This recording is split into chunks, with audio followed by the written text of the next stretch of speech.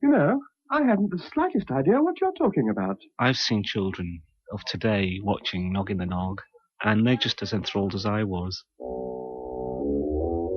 My name's Nick Park, the creator of Wallace and Gromit.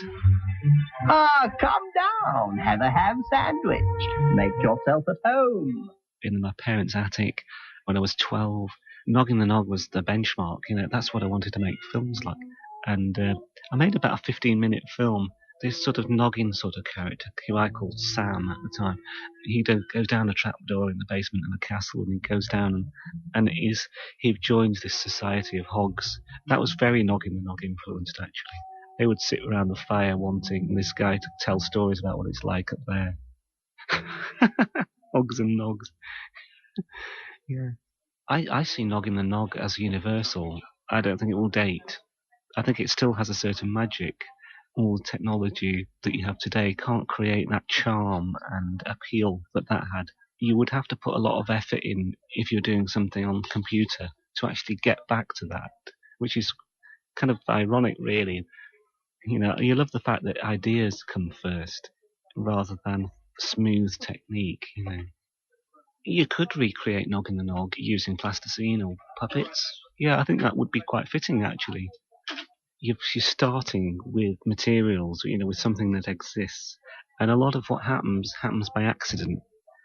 And I think that's what's lovely and refreshing about Oliver Postgate and Peter Firmin's work, is that there's a freshness and a honesty about it. They're not sort of limited by an agenda or a format. There's a certain freedom in them, which I really admire. It would completely spoil everything that they've ever done to do it again in computers. Congratulous. What ails you, old bird? I know this place. I feel it in my bones that I've been here before. I feel it very clearly. That was Ronnie Stevens speaking for Graculus. Oh, he was marvellous. My name's Ian Warburton. Yes, but we call him Loaf. That's his name, Loaf. For those of you who are unable to believe that there could be a make of bread called Warburton's bread, that's why I'm called Loaf. Sometime in the year 2000, I was directing Hamlet, and I started to talk to people about Noggin the Nog. And I said, Noggin the Nog, it's a northern prince with a wicked uncle. And they all looked at me blankly. And it brought back to me, actually, the poignancy of the memory of those early days. I wrote a letter to Oliver, found he was still alive. And in this letter, I expressed my delight that he was still alive, which he shares, and also my desire to see Noggin again. And it seemed that I was not alone, that other people had been writing to him. But that the big players of the retail market, who had done great things with Bagpuss and the Clangers and Ivor the Engine, who were in colour, had turned down his black and white works, such as Pogleswood and Noggin the Nog. And so I offered to help. And so I set up a small video label to bring back the sagas of Noggin. I decided to call it the Dragon's Friendly Society, which is actually from the sagas of Noggin itself. And so that this piece of treasure can be brought out of the story itself and given to people and brought back to life. But Nogbad, listen to me. That treasure belongs to the Dragon's Friendly Society. If you steal any of it, the dragons will know, and they won't be friendly anymore. They will come out and rampage through all the lands of mankind, beleaguering and reeking and all that sort of thing. A fig for your friendly society. There's riches here beyond all my dreams, and it's mine, all mine. I've made some of the worst animation in the world, but it didn't matter, because the story was being told in the order for stacking in the mind. But it's a different world altogether now. I was absolutely petrified. You see, I was a 75 or 76-year-old man looking for the first time at the Teletubbies and thinking, this is out of Kafka. This is post-nuclear. I mean, imaginary, artificial Dell that has been made out of turf and plastic. And there's this bunker in the middle of it, which is a nuclear bunker at one time, and all the machinery is still in there, but it's been tarted up. Beyond it, there is life, but there isn't. There's devastation throughout. This is post-nuclear. And they have such a high level of radiation that when these things come up out of the ground, and the windmill starts turning, these people who have this extraordinarily thick clothing on, and they can't speak anymore. It's weird. And they have to lie down and their bellies light up. And there's this sort of big brother child in the sky sneering at you. And I thought, my God, this is absolutely spine-chilling stuff. And then I realized I was completely wrong. I was seeing it through the eyes of somebody who's been alive, you see. But a child who's just come into the world doesn't know anything about that. He just sees these nice fat people having fun and the whole thing, and it's nice, and it's the equivalent of this sort of plastic toy over a pram, you know, it's lovely. It was perfectly nice. There's nothing wrong with it. It's so long as you were either less than 3 years old or mentally deficient. Even the words Noggin the Nog, it's not Noggin the Nog, it's Noggin the Nog. That's Quentin Cooper, isn't it? The art critic. I still can't get the intonation right after all these years, but the way he said that, it was an act that held you in your place, that constrained you, that controlled you, and you knew that no matter how many food additives you consumed over that day, no matter how many chocolates or snacks were down your gob, there were 15 minutes there when Noggin the Nog was doing its stuff to the nation. It was a kind of comfort blanket spread across every town and village of the land, where something incredibly simple, I mean, all it was the odd cutout thing, moving around very slowly, and that oft emulated, never correctly imitated voice just held you there. I would say that Oliver's voice was more of an inspiration to me than my own father's voice. I can't remember my own father's voice.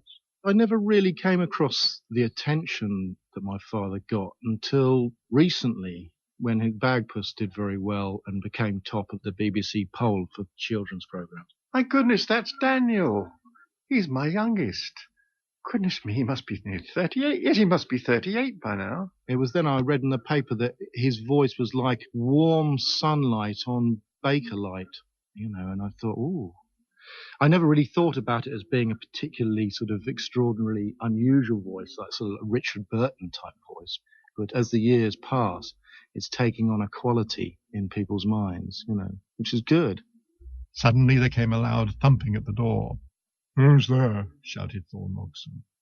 "It is I, Gord, the captain of the Royal Guard." Last time I went to see him in Broadstairs, he was a little bit worried about his voice getting a bit croaky, and he played me some stuff that he'd been recording, and he sort of shot me a glance, which I found very unusual for him, because he doesn't really necessarily ask my opinion very often about things, but he sort of he shot me a glance and said, "What do you think? Do you think my voice has still got it?"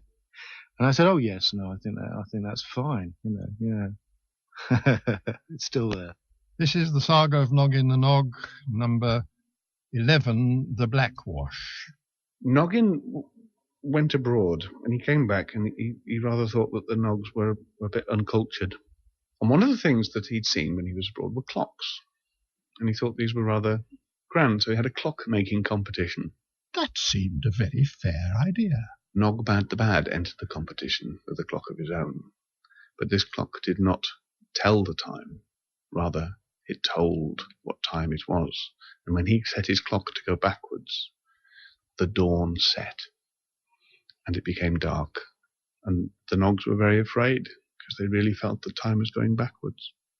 Nogbad's clock was tock-ticking swiftly backwards, and as it did so, the light grew dim.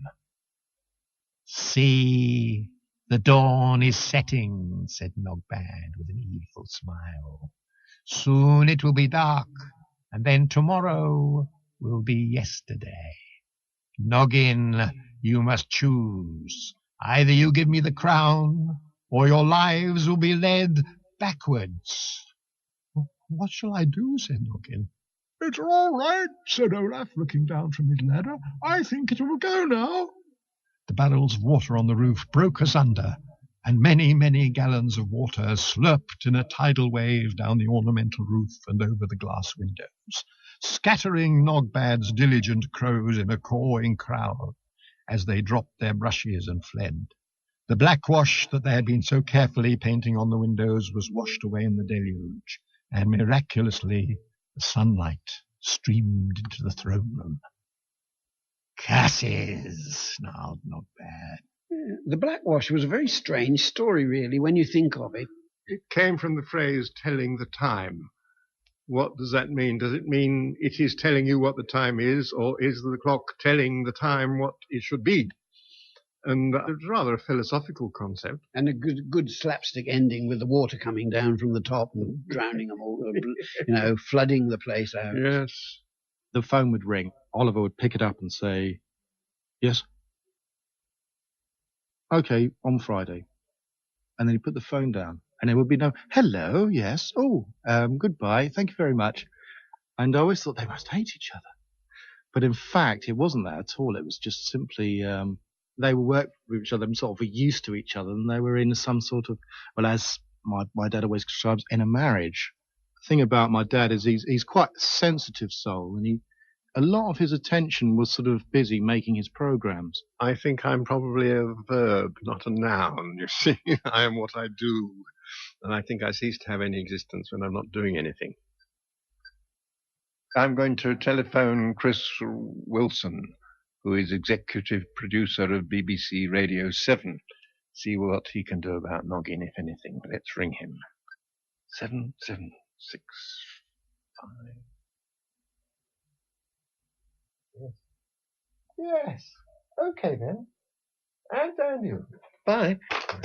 Oh, well, that's interesting. Interesting thought that Chris Wilson may be thinking of doing something about Noggin, the Lost Sagas of Noggin the Nog on the new digital program, and that would be fun. No commitment on either side or anything like that yet, but that would be a possibility. Yes. Tomorrow, Graculus, as soon as the sun rises, you must go and find your grove of green trees around a lake, or it may be your egg remembers what it never saw, and there you will find your home. It is nostalgia for those people that remember it, but actually it goes deeper than that, because young children, when introduced to Noggin now, find that it reminds them of something that they never knew, and it takes people back, I think, back to a part of their attention that doesn't get used very much, that we have in our makeup. We have the desire to listen and to trust and to be transported.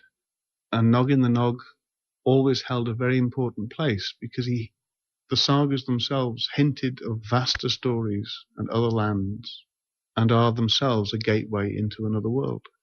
To be quite honest with you, I think that my dad's programs, if they were taken from Oliver and Peter and made by other people, it wouldn't really work, because the only thing being offered to you is Oliver and Peter and their characters, what they like, what is good about them, and what they want to express.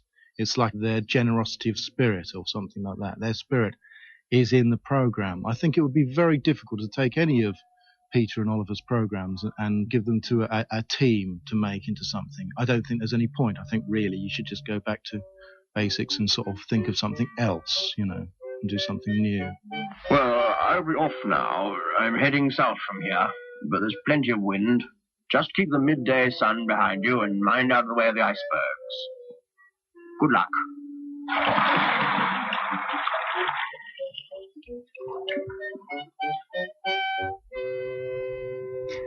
And that was Arup, the King of the Walruses, ending the Lost Noggins, accompanied by Peter Furman and Oliver Postgate. The music was composed by Vernon Elliott, and the producer was Jane Ray.